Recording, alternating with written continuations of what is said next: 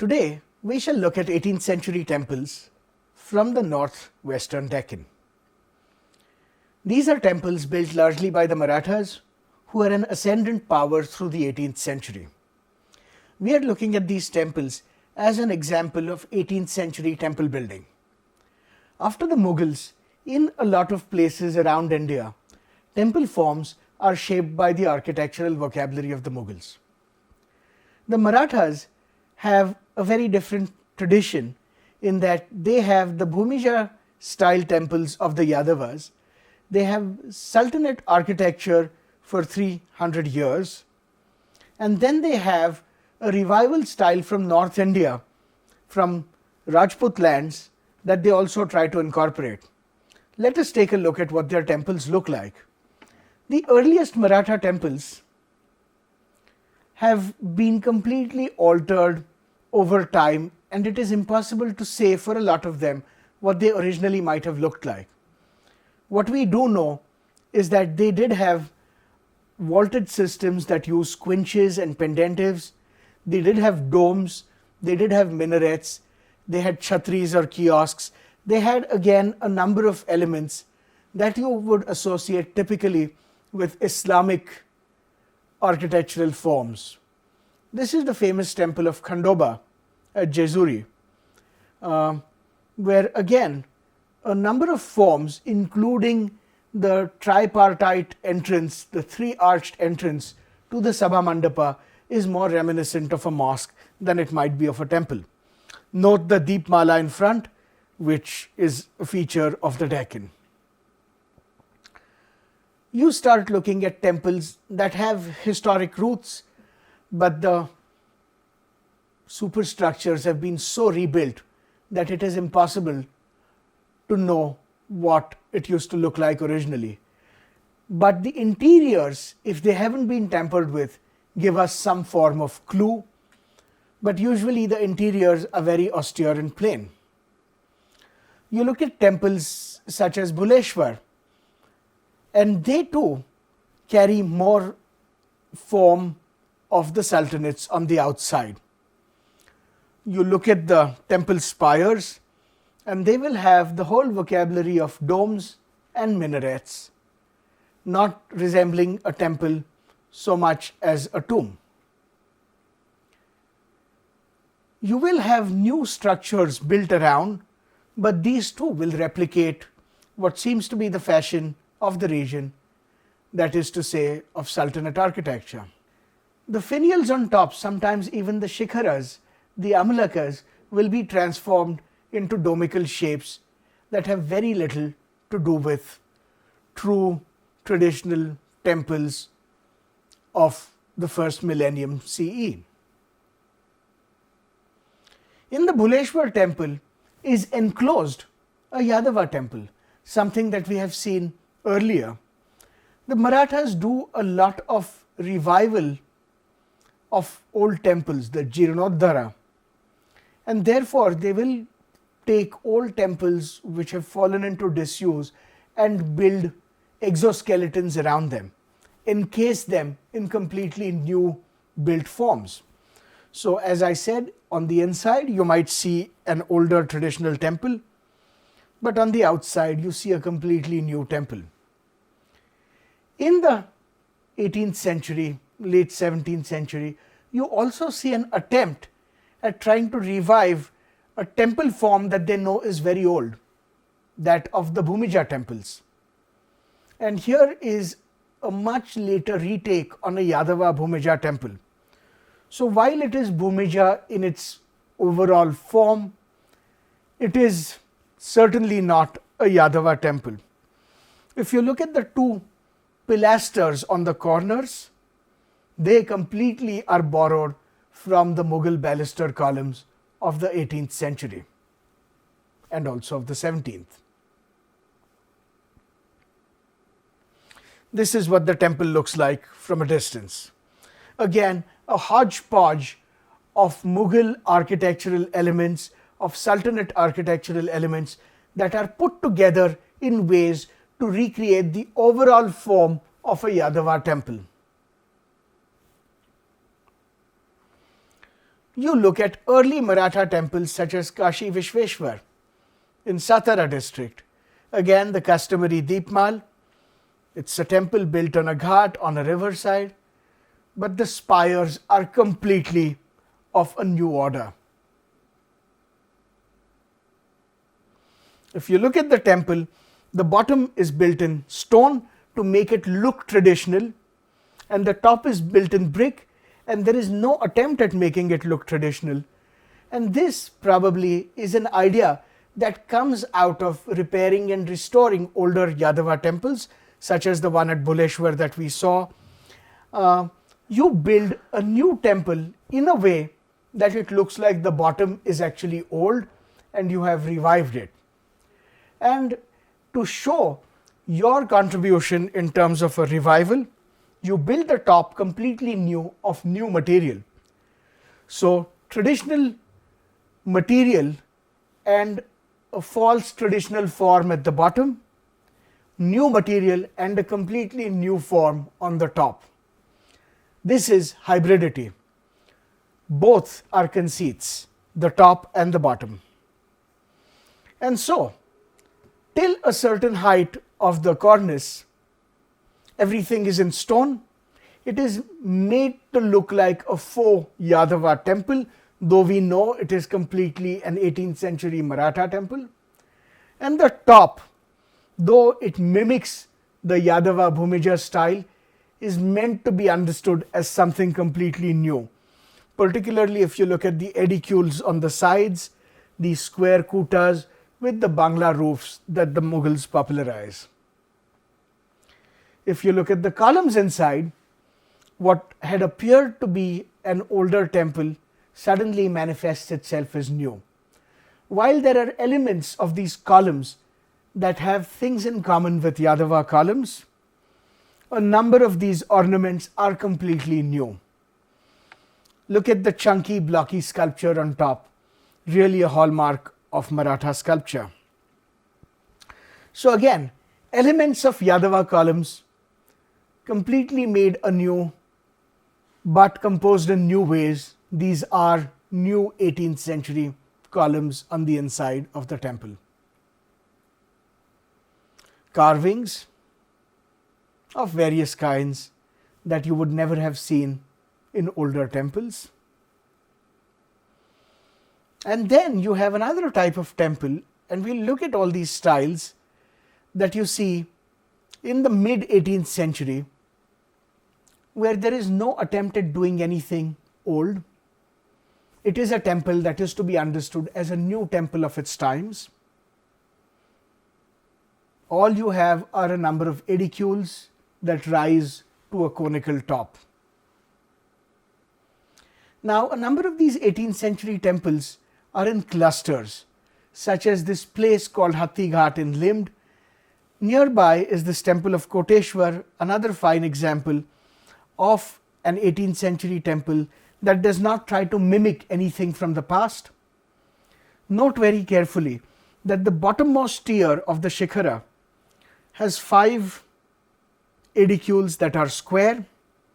On top of it is a 12-sided drum with blank windows. On top of it is another 12-sided drum, but which is diminished in scale, and right on top you have what would be an amlaka, but which looks like a small ribbed dome. This transition from square to 12-sided, sometimes then to 8-sided, and then to circular, is commonly found in these temples. The logic, however, is not of a North Indian temple at all. The logic here is completely of a Kutina temple with all these kutas or edicules laid out in horizontal layers till they recede and reach a pinnacle right on top. Typically set along very picturesque river banks, these temples use the river to create a number of shallow pools. The temples are very often set on ghats, where you have a temple and the patron family's mansion just behind at a slightly higher level. The temples, very often derelict, follow the same cubical form of a square sanctum, topped by what we just saw, a square base of edicules which slowly turns round as it gets to the top. Again, from one temple you can see another, and this kind of dialectic relationship is very important to several temple circuits. This is what it looks like. From the river on the right, a ghat, a temple, moving up to a mansion on the left hand side. The mansion, of course, does not survive in very good shape, and therefore all you see are some walls. The composition of the temple here again is the same square base of the shikhara above a cubical sanctum, surmounted by a number of circular structures all the way to the top. There are exceptional temples, however, such as Omkareshwar in Pune, which is a temple built almost along the lines of a mosque plan. To begin with, let us look at the completely blank and austere wall, something that we saw at the Jagdishwara temple, also at one of the temples in Loni Bhapkar. This is very typical of Maratha temples, blank austere walls with small openings. When you get inside, all you have is a series of 9 vaulted spaces, the central one of which is the sanctum, and the sanctum has square stories on top of it that mark it as the sanctum, whereas all the other bays have a set of domes. This temple is unusual because the sanctum is not at one end but in the middle of the building. And this is what the plan looks like. The courtyard on your left, the sanctum in the middle, surrounded by a set of 8 domes, and the Garbhagriha or the sanctum itself rising up in cubical fashion to a pinnacle. There are also small family temples. Usually every lesser nobility would build themselves a mansion and a temple under the Marathas, and this is what they look like. Again, an entrance that would more be suitable for a small mosque, inside a sanctum that is a simple plain cube on which you have 8-sided circular stories that go to the top and end. Notice on the corners these small chhatris with Bangla roofs. So, looking at all these temples, what do we make of their architectural styles? What style are the Marathas building in? What does it mean for them? Why are they choosing one over another? We have seen in an early phase, so as to be pious and completely restore older temples, they even start building new temples that look like older temples with new repair work on top. But let us look at the 3 dominant modes in which these temples are built. To begin with, you first have the Yadava Bhumija revival, and the reason for that is very simple. The Yadavas have built temple across the Maratha heartland. These temples are not always in good repair. It brings good merit to repair such a temple, and so what you do is you try to repair it in its own native style, and sometimes you build new temples or new shikharas on old temples in a Yadava style. Of course, there are no artisans who understand how the Yadava style works, and so the revival Yadava style, the revival Bhumija style is always a hybrid. Notice the bottom story of the shikhara now is like a Maratha style temple. It has these blank square edicules beyond which they fit on a fake Bhumija revival shikhara. Notice the dome on top, which gives it away. Then you have an import, which is the North Indian Shekhari style, and this gets used in very important pilgrimage spots. The Jyotirlingas, for example, this is the temple of Bhima Shankar, which has the Shekhari style, cascading spires, reducing in size, coming all the way to the bottom. But somewhere towards the bottom, it starts getting confused with the Bhumija. And here at the Jyotirlinga called Trambakeshwar near Nasik, you really see this. This is a temple that is built completely in the 19th century, but the plan that they've chosen for the sanctum is diamond shaped, so it's articulated. The bhadras have become long and narrow on all sides. And the only way you can have a spire for such a temple plan is to have the Bhumija style, as we've seen at the temple of Gondeshwar in Nasik. But because it's an old established site of pilgrimage, the patrons want to make it Shekhari. And so if you look at the spire from the top, it is Shekhari. But if you look at it diagonally, it is Bhumija. This is what it looks like from another angle. Shekhari from front and Bhumija from the diagonals. You have similar kinds of temples being built everywhere, such as the Ghats as Nasik.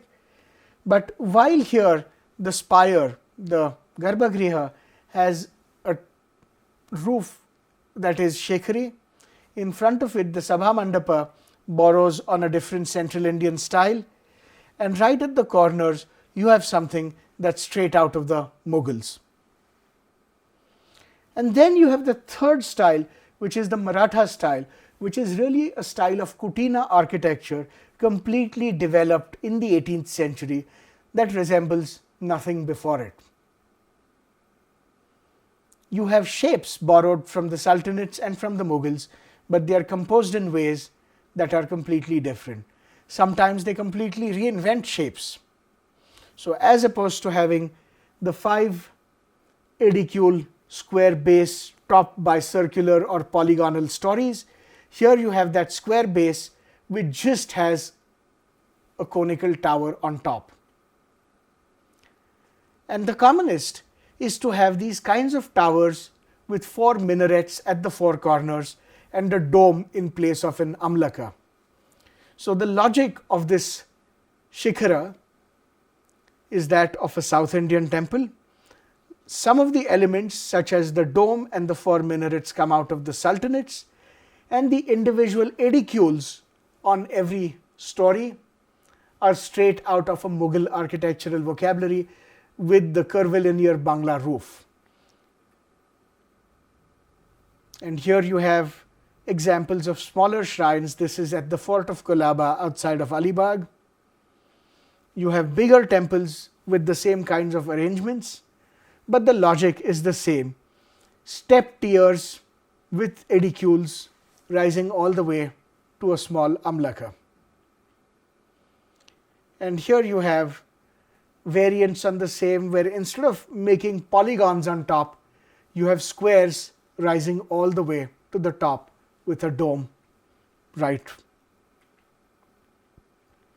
Now you start looking at Muharram processions in Western India, and the taziyas that they build start looking exactly like these temples.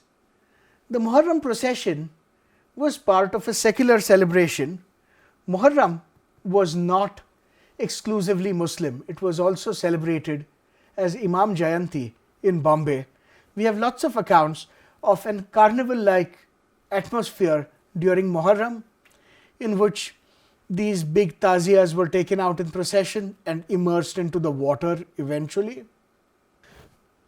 If you look at these taziyas, they resemble in form a lot of the Maratha temples. And in fact, it is important to note that this is again a regional style, not limited to religion, but something that everybody does.